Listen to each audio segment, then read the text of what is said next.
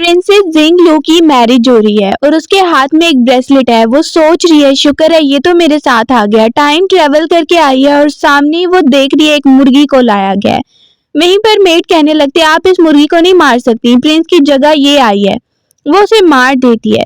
सामने he made कह रही है आप कितनी ज्यादा बुरी हैं।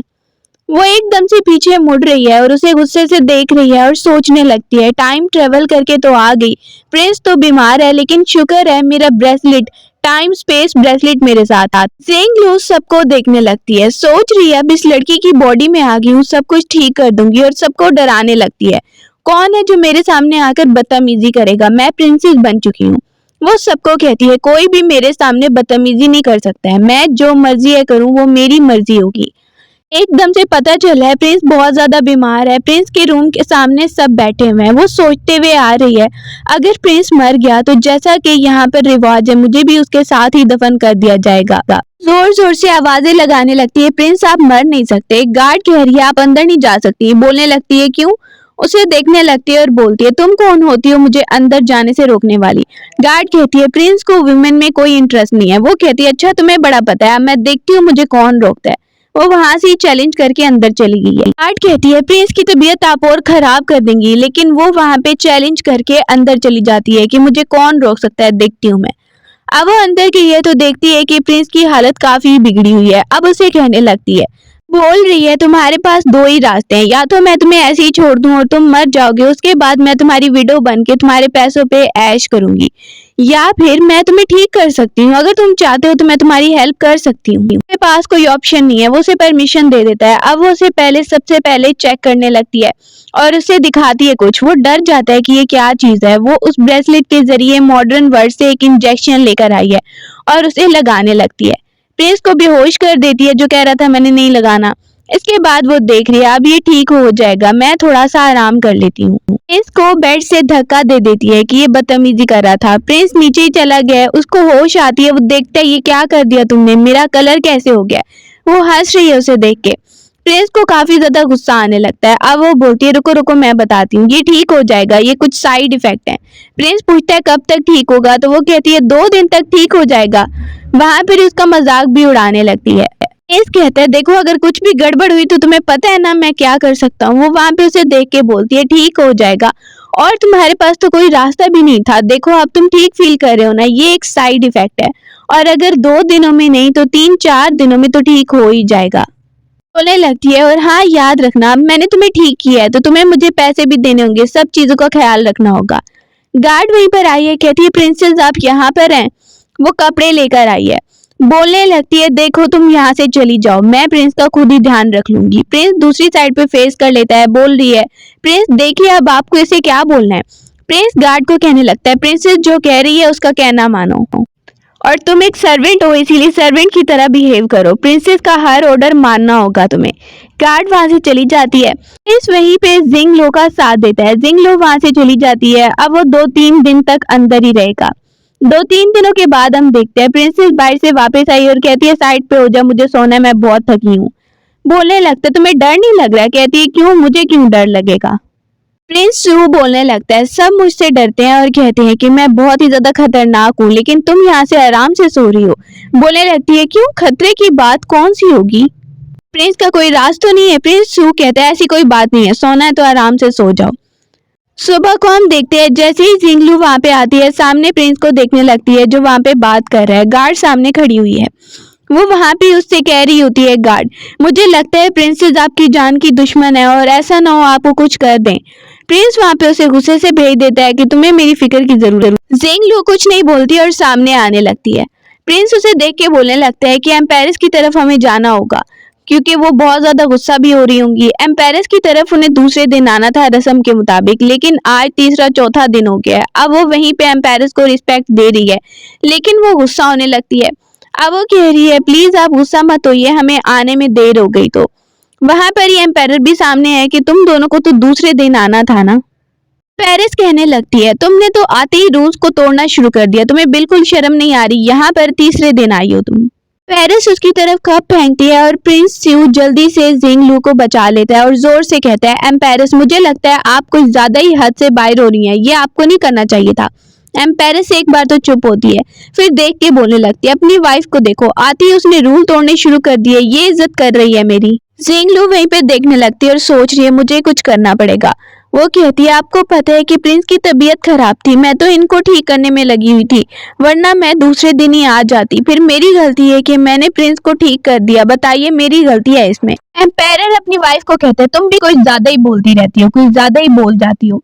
एम्पायरस कहती है ठीक है, तुम फिर क्राउन प्रिंस को ठीक कर सकती हो क्या? क्राउन प्रिंस को बुलाया जाता है जो बचपन से ही बीमार है। उसे देख के जिंगलू सोच रही है जरूर ये मुझे फंसाना चाहते हैं। एम्पायर देख रहे इसे चेक करके बताओ क्या ये ठीक कर सकती हो तुम इसे? अब वो सोचती है जरूर एम्पायरस मुझे फंसाना चाहती है, मैं इसका इलाज नहीं कर पाऊंगी तो फंस जाऊंगी। वो बता रही है ये ठीक हो सकते हैं। पहले जिंगलू उसे चेक करने लगती है, क्राउन प्रिंस को चेक करती है जो बचपन से ही बीमार है अभी तक। वो कहती है क्राउन प्रिंस बहुत ज्यादा सीरियस है और ये ठीक हो सकते हैं, लेकिन इसके लिए ना मुझे अपना हार्ट ब्लड यूज करना पड़ेगा। आपको पता है कि मैंने अपने हस्बैंड को बचाने के लिए प्रिंस च्यू को हार्ट ब्लड अपना यूज किया था। प्रिंस च्यू को पता है ऐसा कुछ हुआ नहीं था। वो इसे इशारा करती है कि बोलो, तो वो बोल देता है हाँ ऐसा ही है। क्राउन प्रिंस कह रहे हैं कि आप मेरे लिए कर सकती हैं ऐसा। अब वो कहती है तुम्हारी लाइफ बचाने के लिए मैं ऐसा करूंगी, मेरी जान पे खतरा। प्रिंस उसे थैंक यू कर रहा है। वो कहती है कोई बात नहीं, क्राउन प्रिंस को बचाने के लिए इतना तो कर ही सकती हूँ। एम्पायर कहते हैं ठीक है फिर जल्दी से मेडिसिन बनाओ अगर तुम कर सकती हो तो।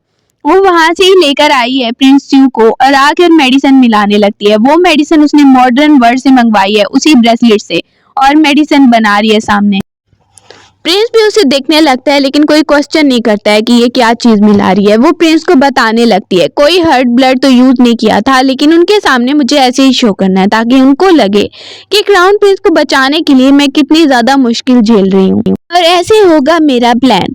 प्रिंस को देख के कहने लगती है तुम्हें मेरा साथ देना होगा। प्रिंस उसे देखता है, कुछ नहीं बोलता, लेकिन वो उसे एक्सपोज भी नहीं करेगा, उसका साथ देने लगता है। आगे की तरफ प्रिंस जा रहा है कि मेडिसिन बन गई है, लेकिन वो वहां पे कुछ मेकअप लगा लेती है और उसे कह रही है चलो अब।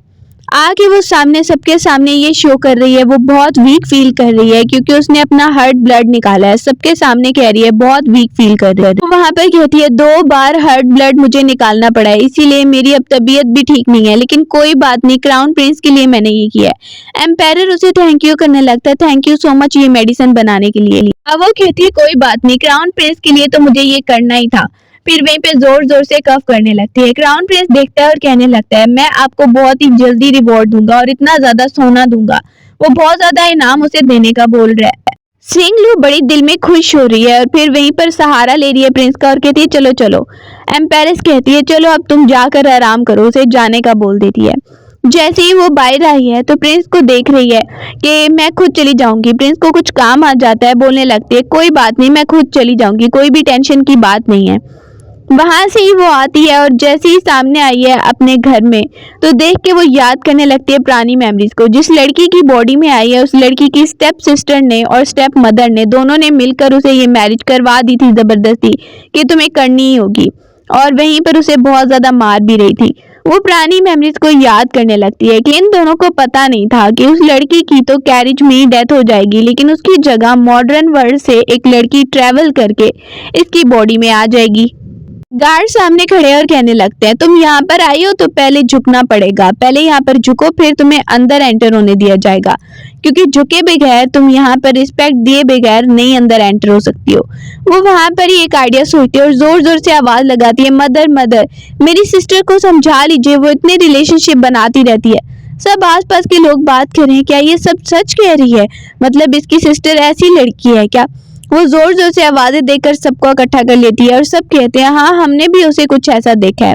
वो सबको कहती है मैं अपनी सिस्टर की भलाई के लिए ये सब कुछ कह रही हूँ, लेकिन देखिए ना ये समझती नहीं है। एकदम से वो देखती है उसकी स्टेप मदर वापस आई है अंदर से और उसे अंदर ढकेल के धक्का दे देती है कि तुम ये सब क्या बोल रही थी बाहर। अब वो वहां पे बिल्कुल भी डरती नहीं है, वो भी तैयार है उनसे लड़ाई करने के लिए। देखती है कि क्या बोल रही थी, मैं तो सच ही बोल रही थी।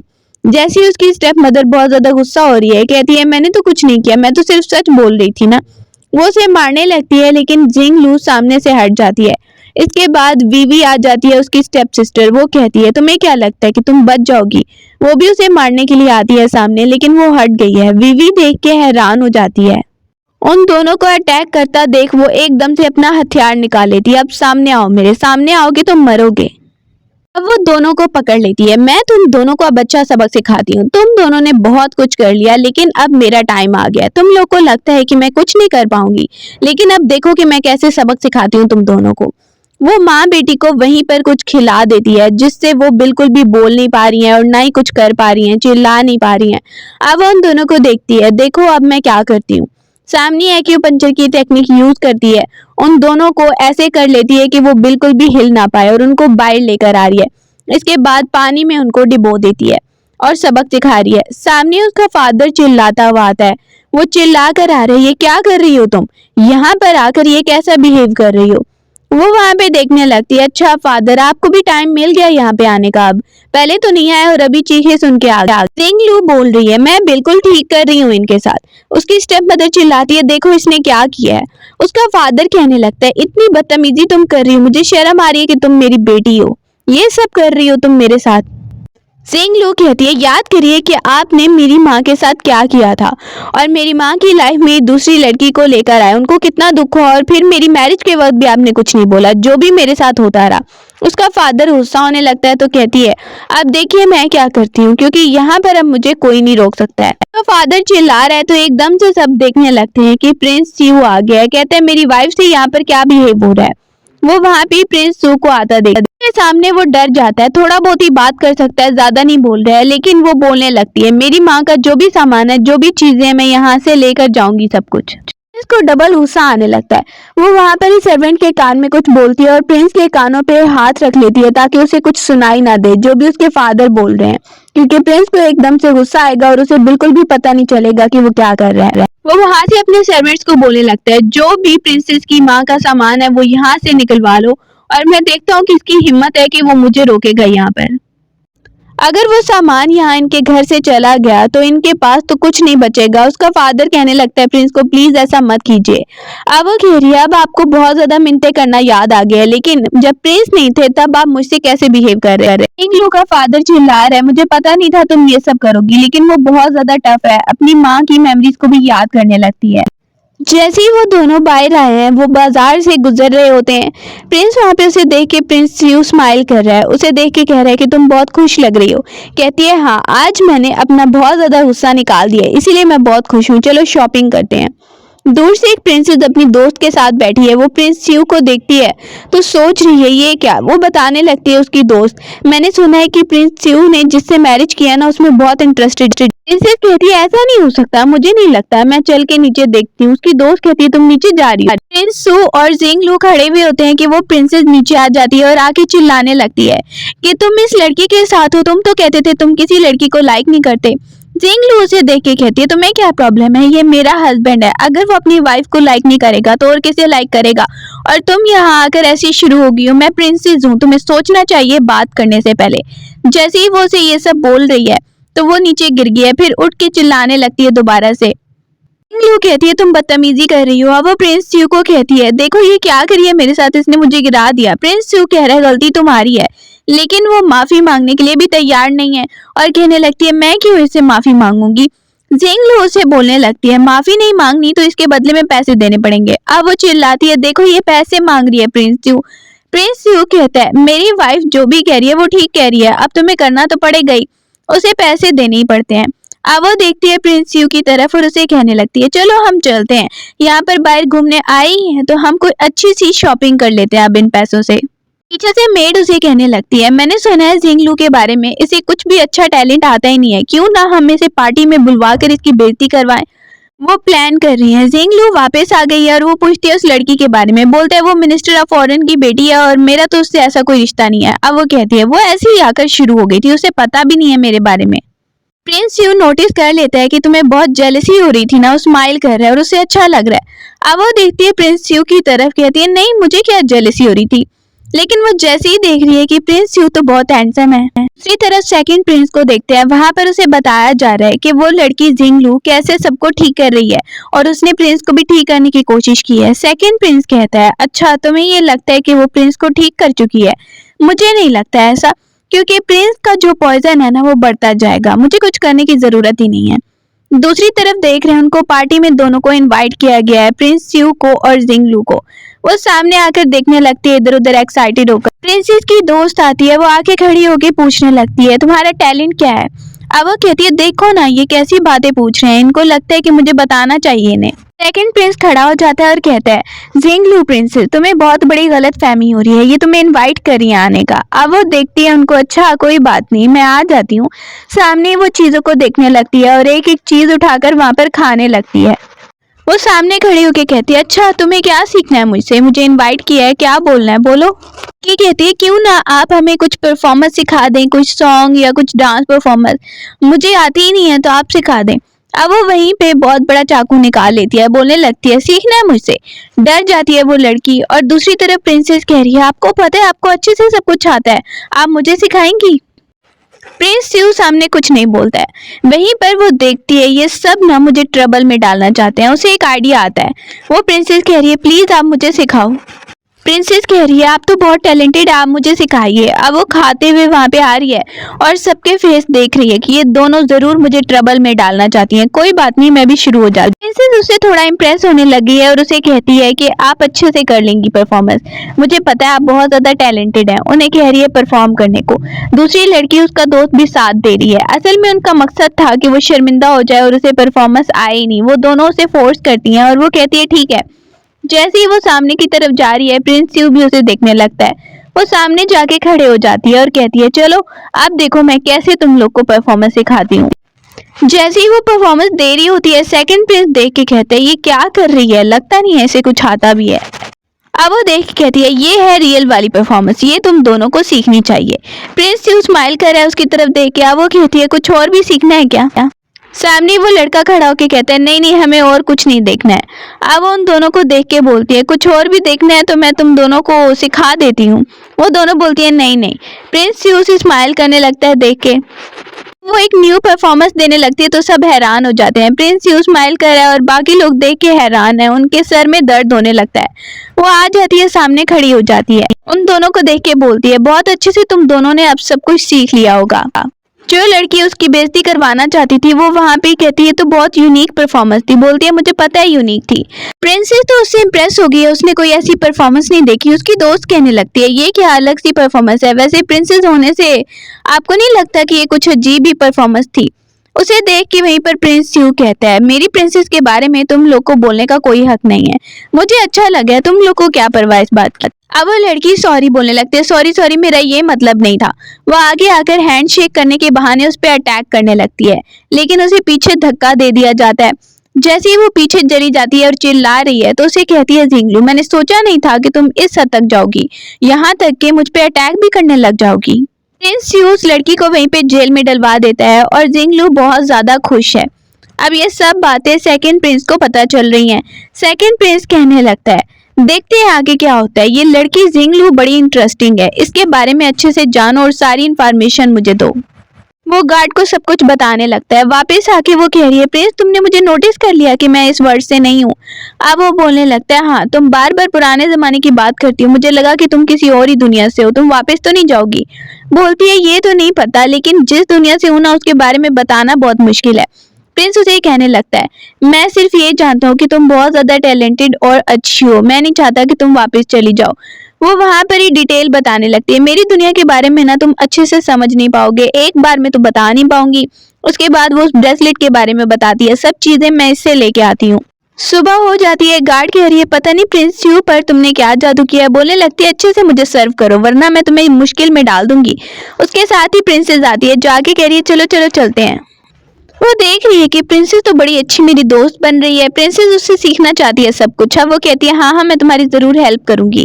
कि वहीं पे सेकंड प्रिंस आ जाता है। प्रिंसेस कह रही है तुम यहाँ पे क्या कर रहे हो, हमें तुमसे कोई बात नहीं करनी, हमें जल्दी में आगे जाना है। सेकंड प्रिंस वहीं पे कहता है मुझे तुमसे कुछ जरूरी बात करनी है, तुम तो बहुत ज्यादा टैलेंटेड हो ना। वो बोलती है हाँ बताओ। प्रिंस कहता है मुझे ये जरूरी बात करनी है कि तुम जिसके साथ हो वो तो जल्दी ही मर जाएगा, तो अच्छा है कि तुम मेरे साथ हो जाओ। वो वहां पर ही सुन रही है उसकी बातें प्रिंसेस भी। वो कहती है अच्छा तुम इतनी बात आसानी से कर रहे हो, तुम्हें लगता है कि तुम मेरे हस्बैंड का मुकाबला कर सकते हो। वो बातें ही बातों में उसे जोर का थप्पड़ लगा देती है, तुम उसके सामने कुछ भी नहीं हो, और फिर जोर जोर से हंसने लगती है। सामने ये देख के सेकंड प्रिंस की बेइज्जती हो गई है, सब लोग उसे देख रहे हैं। वो सबको चिल्ला के बताने लगती है, देखो देखो सेकंड प्रिंस यहाँ कैसा बिहेव कर रहा है, चिल्ला रही है। वो आगे आने लगता है तो गार्ड कहती है, सेकंड प्रिंस आप प्रिंसेस को कुछ नहीं कर सकते हैं, आपको पता है इसका अंजाम क्या होगा। गार्ड उसके साथ है और वो कहने लगती है, सबको बताने लगती है, इसको पैसे देने पड़ेंगे। वो बोलता है, इतने ज्यादा पैसे तुम मांग रही हो, मैंने किया भी कुछ नहीं। बोलती है, अभी बदतमीजी की तुमने। कहने लगता है, इतने सारे पैसे एक साल में भी नहीं बनते और तुम मुझे कह रही हो। वो नीचे बैठ जाती है, चिल्ला रहा है सेकंड प्रिंस। कहती है, देखो देखो मेरी मेड भी गिर गई है, तुम्हारी वजह से ये बेहोश हुई है। सबको इकट्ठा कर लेती है और बहुत बड़ा ड्रामा करने लगती है। देखो मैं इतनी बेचारी सी लड़की और ये प्रिंस आकर मुझ पे अटैक कर रहा है, प्लीज देखिए। वो बहुत ज्यादा नाटक करने लगती है। उसकी दोस्त जो साथ है कह रही है, वाह बहुत अच्छा कर रही हो तुम। प्रिंस वहां पे देखता है और कहते हैं, ठीक है मैं पैसे दे देता हूँ। वो वहां पर ही देख रही है कि प्रिंस पैसे नहीं दे रहा था तो वो डबल से ट्रिपल कटी जा रही थी। अब वो कहती है, अब और पैसे डबल हो गए हैं, देखो देखो मेरी मेड उठ नहीं रही है। वो देखता है ऐसा ना हो मैं जेल में ही चला जाऊं, तो वहीं पे एक गार्ड को कहता है और वो पैसे उसको पकड़ा देता है। जिंगलू को बहुत ज्यादा पैसे मिल गए हैं। उसकी दोस्त कहती है, क्या ये करना ठीक था। वो वहां पे थोड़ी परेशान हो रही थी लेकिन बोलती है, कोई बात नहीं। जिंगलू उसे कहती है, बिल्कुल ठीक किया हमने, उस प्रिंस के साथ ऐसे ही निपटना चाहिए था। अब ये पैसे आ गए हैं, चलो मिल के शॉपिंग करते हैं जाके। सेकंड प्रिंस को गुस्सा आ रहा है, इस लड़की को तो ना मैं अच्छा सबक सिखा के ही रहूंगा, देखो एक बार। जैसे ही जिंगलू वापस आती है तो वहीं पर लोग वेट करें उसे किडनैप करने का। गार्ड सामने आने लगती है, वो गार्ड को रोक लेती है और बोलने लगती है, तुम लोग को मुझे किडनैप करना है ना, आके ले जाओ मुझे। वहीं पे देख रहे हैं कि उसकी दोस्त परेशान हो रही होती है, मेड भी बेहोशी का नाटक करिए, देखना चाह रही है कि आखिर सेकंड प्रिंस करना क्या चाहता है। वहीं पर क्राउन प्रिंस अंदर एंटर हो जाता है। जब तक प्रिंस च्यू आता है वो उसे देखने लगती है, उसको पता नहीं था कि क्राउन प्रिंस यहाँ पे आ जाएगा। अब वो देखती है और कहती है, मेरी बात सुनो प्लीज, मेरी एक्सप्लेनेशन सुन लो कि यहाँ पर हुआ क्या था। बाहर से शोर आने लगता है। अब सब लोग बाहर की तरफ जा रहे हैं। सामने ही सेकंड प्रिंस हंसता हुआ आ रहा है। बहुत से लोग वहां पर इकट्ठे होने लगते हैं, सब वहां पे मजाक उड़ा रहे हैं। सेकंड प्रिंस कह रहा है, मैंने तो सुना था यहाँ पे आग लगी है लेकिन कुछ और ही चल रहा है। क्राउन प्रिंस कहता है, मुझे पता है, तुमने ही जानबूझकर ये सब कुछ करवाया है ना। जिंगलू भी उसे बोलने लगती है और वो हंसता है, मैंने क्या करवाया, हम तो यहाँ पर आग बुझाने के लिए आए थे लेकिन कुछ और ही देख लिया। उसे गुस्सा आने लगता है। वो वहां पे ही कहता है, अब तुम दोनों पकड़े गए हो, क्या ही बोलोगे। जिंगलू कहती है, मैं तो तुम्हें ऐसा सबक सिखाऊंगी ना कि तुम जिंदगी भर याद रखोगे। सेकंड प्रिंस कहता है कि ये खबर तो फादर एम्पायर को बतानी ही चाहिए।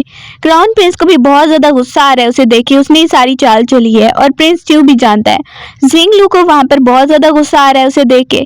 पीछे से क्राउन प्रिंस कहता है, इन्होंने सब कुछ करवाया, आपको पता है, मैंने समझा था मेरी कनकुबाइन है वहां पर। और वो कहती है, मुझे भी नहीं पता था कि क्राउन प्रिंस आने वाला है। क्राउन प्रिंस के साथ मिलके वो एक न्यू प्लानिंग बनाती है। अब वो रूम की तरफ आ रही है, बेड की तरफ आ रही है और प्रिंस भी उसके साथ ही आता है। उसका मूड देखती है, बोलने लगती है, जब तुमने देखा था वहां पे क्राउन प्रिंस को तो तुम्हें बहुत ज्यादा गुस्सा आ रहा था ना, तुम्हें जेलसी हो रही थी। प्रिंस यूं कहते हैं, हाँ जेलसी तो होनी ही थी ना। वो बाहर चला जाता है। पीछे से वो सोच रही है, वैसे लाइफ बहुत बोरिंग हो रही है और इस क्राउन प्रिंस को तो सबक सिखाना पड़ेगा, आगे जाकर ये पता नहीं क्या करेगा। अब उसने जो कुछ भी कहा था, गार्ड आकर उसे सब कुछ खबर दे रही है जैसा कि हमने प्लान किया था।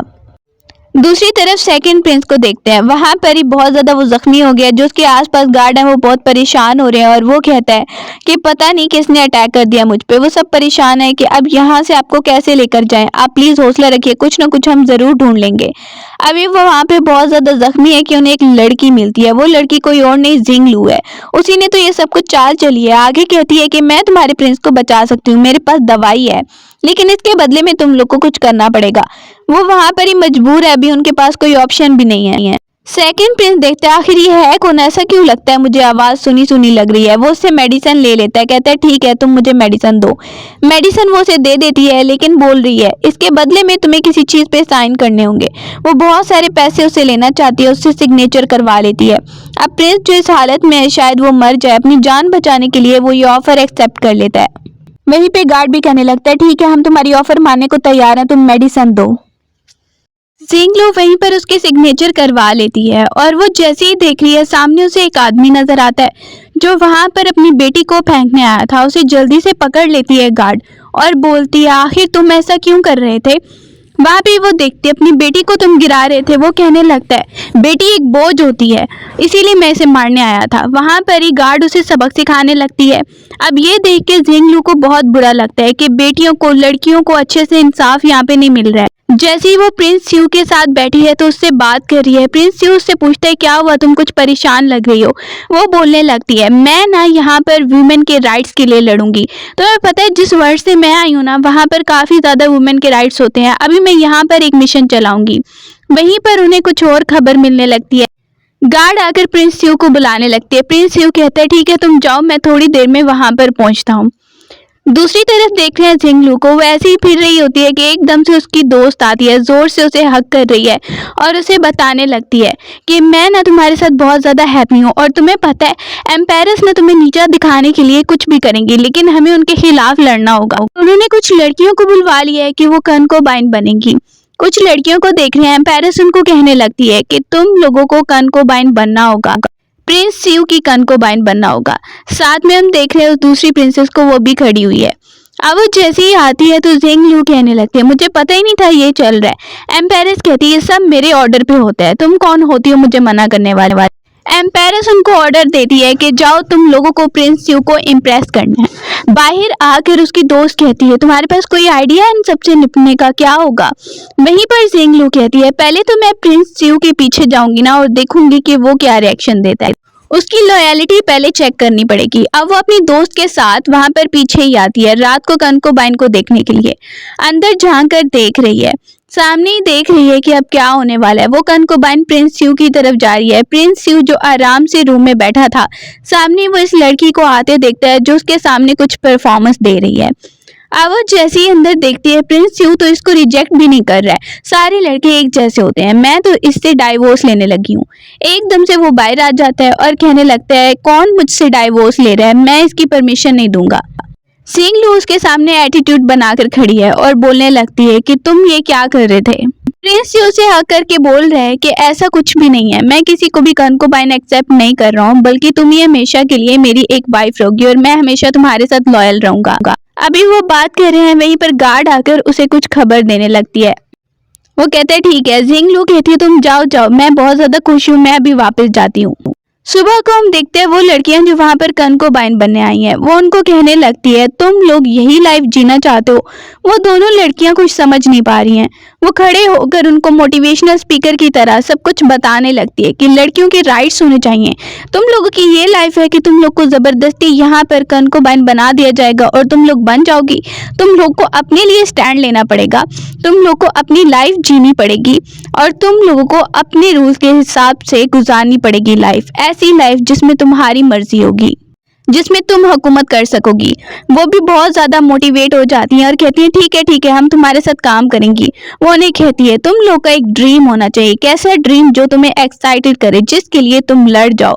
वहां पर ही वो आ जाती है, उसकी दोस्त कहती है मेरा ड्रीम है सबसे अमीर बनना। वो दोनों बता रही है हमारा ड्रीम है हम एक रेस्टोरेंट खोलें। वो उन्हें कहती है इन्वेस्टमेंट मैं करूंगी और हम सब मिल के अपने राइट्स के लिए जिएंगे और इंडिपेंडेंट होके जिएंगे। वो सबको अच्छे से वहां पर लेक्चर देने लगती है कि मैं इन्वेस्टमेंट करूंगी रेस्टोरेंट खोलने में और ऐसे ही सब लड़कियों को इंसाफ दिलाने में अब मैं सब काम करूंगी। अगले दिन वो बैठ के कुछ स्टोरी बुक लिख रही है। वहां पर ही वो लिखती है तो सब कुछ देखने लगती है उसकी दोस्त। जैसे ही वो स्टोरी पढ़ रही है कह रही है ये तो बहुत ही ज्यादा अच्छी है, मुझे पता नहीं था तुमने इतनी अच्छी स्टोरी लिख रही है। वो स्टोरी पढ़ रही है और दूसरी तरफ जिंगलू स्टोरी सुन के प्राउड फील कर रही है। वो वहां पर ही कहती है मैं भी कुछ करना चाहती हूँ, मैं भी अच्छे से अपने राइट्स के लिए जीऊंगी और हम सब मिलके बहुत ज्यादा अच्छे से जिएंगे, दूसरों के दबाव में नहीं। यू कह रही है यही तो बात है, अपने लिए हमें खड़ा होना पड़ेगा। एम्पायरस पूछ रही है कि उन लड़कियों का क्या हुआ। वहीं पर उसे बताया जाता है कि उनका तो कुछ नहीं हुआ, वो उसके साथ ही मिल गई हैं। ये बात सुन के एम्पायरस को बड़ा ही गुस्सा आने लगता है कि तुमने किन लड़कियों को चूज किया था, ये हो क्या रहा है। मुझे लगता है उस लड़की से ना किसी और तरीके से निपटना पड़ेगा। जिंगलू आराम से रिलैक्स होकर बैठी है कि एम्पायरस ने उसके लिए एक टीचर भेजी है जो आकर बता रही है कि मैं एम्पायरस के लिए काम करती हूँ, उन्होंने मुझे भेजा है आपको रूल्स सिखाने के लिए। अब वो कहती है अच्छा तो सिखाइए आपको क्या सिखाना है।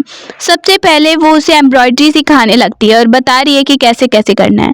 अब जिंगलू भी बहुत चालाक है, वो वहां पर जानबूझ के सुई चुभा लेती है और फिर चिल्लाने लगती है मुझे दर्द हो रहा है, मुझे दर्द हो रहा है। वो कहती है क्या हो गया, बोलती है देखो मुझे इतनी चोट लग गई है। जैसे ही प्रिंस यू वहां पर आया है पहले तो पूछने लगता है क्या हुआ, तो वो उसे दिखाती है, देखो मैं सीख रही हूँ, टीचर मुझे भेजी गई है सिखाने के लिए, लेकिन ये अच्छे से नहीं सिखा रही है और मुझे तो चोट भी लगी है। मैं इतनी कोशिश कर रही हूँ, अगर मैं ये नहीं सीखूंगी तो प्रिंस मुझे छोड़ देगा। प्रिंस वहाँ पे कसम उठा रहा है वो उसे कभी नहीं छोड़ेगा। वो देखने लगती है उस टीचर को। वहीं पर वो कहती है प्रिंस चलो कोई बात नहीं। अब वो कहता है इसको भेज देता हूँ मैं यहाँ से, लेकिन कहती है कोई बात नहीं। टीचर को कह रही है टीचर टीचर मुझे दूसरा रूल सिखाइए, और साथ में डॉक्टर को बुलवा के एक बड़ी सी पट्टी लगवा देता है प्रिंस उसे। प्रिंस स्यू वहाँ पर बड़ी उसकी हर बात मान रहा है, और ये देख के उस टीचर को बहुत ज्यादा अजीब लग रहा है। देख रही है इसका तो मैं कुछ नहीं बिगाड़ पाऊंगी, वो कुछ गड़बड़ करने आई थी वहाँ पे। अब कहती है चलो मुझे माफ कर दो, मैं अब दूसरा रूल तुम्हें सिखाती हूँ। प्रिंस यू वहाँ पे चला गया। वो आराम से बैठ जाती है और फैन वहाँ पे उठा के कहने लगती है मैं तो आराम से यहाँ पर बैठी हूँ। जैसे ही वो टीचर आती है वो दोबारा से उसे सिखाने लगी है, लेकिन वो कुछ भी सीखने को तैयार नहीं है। टीचर कहने लगती है कि मुझे एम्पेरस ने भेजा है और तुम एम्पेरस के खिलाफ जा रही हो मेरी बात ना मान के। अब वो खड़ी हो जाती है, अच्छा मैं एम्पेरस के खिलाफ जा रही हूँ लेकिन मुझे कुछ नहीं सीखना। टीचर वहाँ पे कहती है फिर तुम्हें सजा मिलेगी। वो वहाँ पे टीचर को देखती है और फिर आ जाती है कुकिंग करने के लिए। अगला काम है उसका कुकिंग करना। वो जला हुआ खाना वहाँ पे बना देती है। जैसे ही प्रिंस यू वहाँ पर आता है तो वो कहता है क्या हुआ, मुझे यहाँ से स्मेल आ रही थी, कोई धमाका तो नहीं हुआ, और तुम तो ठीक हो ना। वो दिखाती है ये मैंने खाना बनाया है, प्रिंस तुम ये ट्राई करोगे क्या, बहुत मेहनत के बाद बना है। प्रिंस को पता है कि वो सड़ा हुआ है। वो टीचर कह रही है जला हुआ है, लेकिन प्रिंस यू कहता है तुम ये सब नहीं कर सकती, तुम क्या बिहेव कर रही हो मेरी वाइफ के साथ।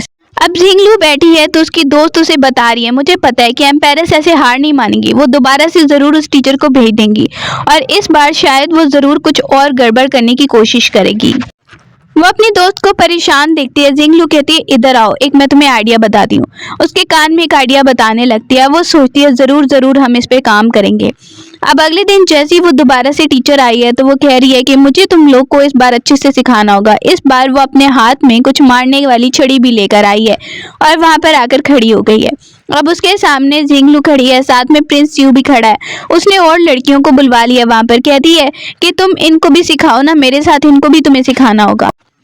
वो टीचर वहां पर देखती है कि सारी लड़कियां पता नहीं इसने क्यों बुलवाई हैं। प्रिंस यू कहने लगता है अगर ये लड़कियां भी इस टीचर से सीखना चाहती हैं तो कोई बुरी बात नहीं है, सीख लें। वो हमेशा ही अपनी वाइफ का साथ दे रहा है। वहाँ पे टीचर भी कुछ नहीं कह पाती प्रिंस यू के कहने पे और उन सबको वहाँ पर सिखाना शुरू कर देती है कि कैसे कैसे तुम लोग को ग्रीटिंग करनी है, ऐसे नीचे बैठना है। वो बोलती है ठीक है अब शुरू करते हैं। फिर वो टीचर उनको कहती है हाँ शुरू करते हैं, लेकिन मैं जो कहूँगी वैसे ही करना पड़ेगा, मैं जो सिखा रही हूँ वैसे ही सीखना पड़ेगा। जैसे ही वो आगे जा रही है और उसके हाथ में छड़ी है, सामने ही हम देखते हैं कि एकदम से छड़ी खुद मार लेती है वो अपने मुंह पे और फिर कहती है प्रिंस यू देखो इसने जानबूझ के मुझे मारा है, ये भी कोई रूल होता है क्या, ये क्या कोई सीखने की बात है क्या। वहां पर सब लड़कियां उसका साथ देने लगती हैं कि इस टीचर ने जानबूझ के प्रिंसेस को मारा है। प्रिंस यू कह रहा लगता है इसे अपनी जान प्यारी नहीं है। जिंगलू इशारा करती है नहीं रहने दो। प्रिंस यू भी समझ गया है कि ये जानबूझ के नाटक कर रही है इस टीचर को भगाने के लिए। उस टीचर को माफ कर दिया जाता है लेकिन उसे थोड़ी बहुत सजा दी जाती है। अब जिंगलू कहती है देखो टीचर आप ना इन सब स्टूडेंट्स को अच्छे से सिखाओ, लेकिन अच्छी अच्छी चीजें सिखाओ। अब वो सारी लड़कियां वहां से चली गई हैं। ये सब बात एम्पेरस को पता चलती है। एम्पेरस को बहुत ही ज्यादा गुस्सा आने लगता है, तुम सब लोग बेकार हो, किसी काम के नहीं हो। अब वहीं पर वो बुलवाती है सेकंड प्रिंस को। सेकंड प्रिंस आता है सामने तो वो उसे कहने लगती है तुम्हें पता है कि मैं तुम्हें सीट पे बिठाना चाहती हूँ, लेकिन तुम्हें उस लड़की जिंगलू का कुछ करना पड़ेगा, और तुम्हें पता है मुझे नहीं लगता कि तुम मुकाबला कर पा रहे हो अच्छे से। अगर तुम प्रिंस यू का मुकाबला अच्छे से कर लेते हो तो सीट तुम्हारी होगी। जिंगलू की दोस्त उसे देख के कह रही है कि हमने तो बहुत अच्छा काम किया और उस टीचर को भी भगा दिया। अब वो कहती है बस मेरा कमाल है, मैंने कहा था ना मेरा आइडिया काम करेगा। प्रिंस यू को देखता है, वो वहां पर आराम से बैठा ही होता है कि सामने वो क्या देखता है कि सेकंड प्रिंस आया है। कहता है बुलाओ अंदर। सेकंड प्रिंस बहुत सारे गिफ्ट और पैसे लेकर आया है। वो वहां पर ही चेक करने लगती है इतना सारा गोल्ड, ये रियल भी है या नहीं। वो चेक करती है रियल है। अब बोलती है चाहिए क्या तुम्हें, बोलो। सेकंड प्रिंस कहता है आराम से बात करते हैं। प्रिंस यू उसे रोक रहा है। वो बोलती है कोई बात नहीं। अब सेकंड प्रिंस इतनी मेहनत करके यहाँ पर मेरे लिए सब कुछ लेकर आया है, कोई बात नहीं 2 मिनट उसकी बात सुन लेती हूँ। अकेले में वो उसे ले गया। बोलने लगती है बताओ तुम्हें क्या बात करनी है जो इतने ज्यादा गिफ्ट लेकर आए हो। वो उसे कहने लगता है मुझे ये बात करनी है कि तुम्हें पैसे चाहिए। बोलती है हाँ पैसा तो चाहिए ही। तो वो उसको कह रहा है क्यों ना तुम मेरे साथ मिल जाओ, प्रिंस यू के साथ रह के तुम्हें कुछ। उसके जाने के बाद प्रिंस यू वापस आता है और उसकी दोस्त भी वापस आई है जो कह रही है ये जरूर कुछ ना कुछ करने आया होगा, एम्पेरस के कहने पे ये करने आया होगा। जिंगलू कह रही है मुझे पता है कि एम्पेरस ने इसे भेजा है। उसकी दोस्त कहती है इस हद तक गिर जाएंगे मैंने सोचा नहीं था, ये क्या चाल चल रहे हैं। प्रिंस यू जिंगलू को कह रहा है मुझे तुम पर भरोसा है, तुम जो भी करोगी ठीक ही करोगी, लेकिन मुझे दूसरे लोगों को भी देखना है, मैं जाकर देखता हूँ कि आखिर इनके दिमाग में क्या चल रहा है। वो वहां पर बाहर आई है अपनी दोस्त के साथ एक प्ले हाउस में। उसकी दोस्त कह रही है यहाँ पर जाना चाहिए क्या। वो सोच रही है यहाँ पर ही तो बिजनेस चलेगा।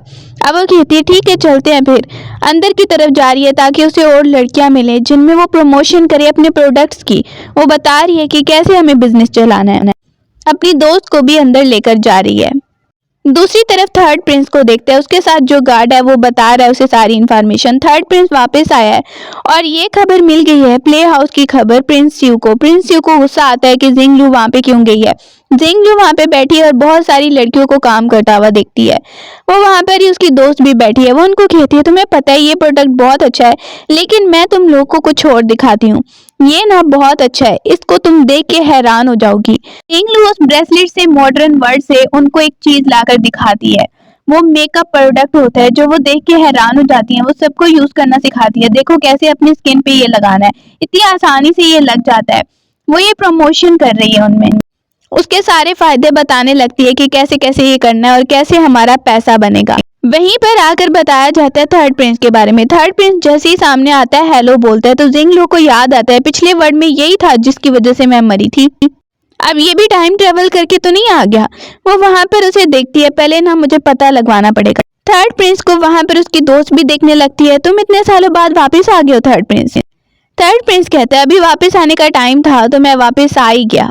ये देख के जिंगलू हैरान हो रही है। थर्ड प्रिंस जिंगलू को देख के कहता है तुम इस चीज को तो पहचानती ही होगी ना। जैसे ही वो उसे दिखाता है तो उसे पता चल गया है कि ये भी टाइम ट्रेवल करके ही आया हुआ है। प्रिंस यू वहां पे आ जाता है और कहने लगता है कि तुम मेरी वाइफ को कौन सा गिफ्ट दे रहे हो, वो सिर्फ और सिर्फ मुझसे गिफ्ट एक्सेप्ट करेगी। वो जेलेसी में वहां पर जिंगलू को कहने लगता है। जिंगलू कहती है कोई बात नहीं कोई बात नहीं, ये थर्ड प्रिंस ऐसे ही दे रहा है, मैं थोड़ा ही उससे एक्सेप्ट कर रही थी। वो उसे बताने लगती है तुम्हें पता है ना कि मैं अपने वर्ड से आई हूँ और ये भी उसी वर्ड से आया है, ये जरूर मुझे हराने के लिए गड़बड़ करेगा। वो कहता है फिर हमें मिलके इसके खिलाफ काम करना चाहिए। बोलने लगती है जरूर हमला करवाएगा और वो हमला करवाए इससे पहले हमें चीजें तैयार कर लेनी चाहिए। जैसे वो पिस्टल निकालती है तो प्रिंस यू भी देख के हैरान हो गया कि ये क्या चीज है। वो बताने लगती है ये कैसे यूज होता है, इसी से तो हम तैयारी करेंगे। प्रिंस यू भी हैरान है, ये हमारे बहुत काम आएगी। वो बताने लगती है ये सारी चीजें हमें अपनी आर्मी को अपने लोगों को दे देनी चाहिए। वो उसे एक पेंडेंट देता है, ये अपने पास रख लो और कुछ भी हुआ तो इससे तुम्हारी बहुत हेल्प हो जाएगी। वो उसे न्यू आइडिया बताने लगती है और सब कुछ उसकी हेल्प कर रही है। अब वो नीचे गिर जाती है, बेहोशी का नाटक कर रही है। प्रिंस यू वहां पर कहने लगता है डॉक्टर को बुलाओ डॉक्टर को बुलाओ, और ऐसे ही जैसा कि उन्होंने प्लान किया था अंदर आ जाती है तो ठीक हो जाती है। प्रिंस यू कहते हैं क्या ये प्लान हमारा काम करेगा, र्यूमर्स हमें फैलाने हैं। गार्ड आकर एम्पायर के बारे में बता रही है। प्रिंस यू कहते हैं मुझे जाकर देखना चाहिए।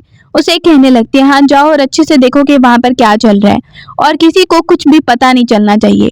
एम्पायर को देखते हैं कि वो अपने सब बेटों को बुलाकर उन्हें गुस्सा होने लगता है कि आखिर प्रिंस यू को पॉइजन किसने दिलवाया है। वो बोल रहे हैं अब जो जंग होने वाली है उसमें लीडर कौन बनेगा, कौन सामने जाएगा। प्रिंस यू वहां पर देख रहा है कि कोई भी बात नहीं कर रहा है, ना ही कोई सामने जाने की बात कर रहा है। सामने ही देखता है प्रिंस यू को तो सेकंड प्रिंस हैरान हो जाता है। प्रिंस सामने आकर कहता है कि मैं सामने आ सकता हूँ, मैं आपके लिए काम कर सकता हूँ। अफसोस की बात है कि मेरे भाइयों में से कोई भी आपकी हेल्प करने को तैयार नहीं है, लेकिन मुझे पॉइजन मिला है, मेरी तबीयत दिन ब दिन खराब हो रही है, फिर भी मैं आपकी हेल्प करने को तैयार हूँ। वो वहां पर कुछ फादर को दिखाने लगता है। सामने ही फादर देख रहा है और क्राउन प्रिंस भी देखने लगता है।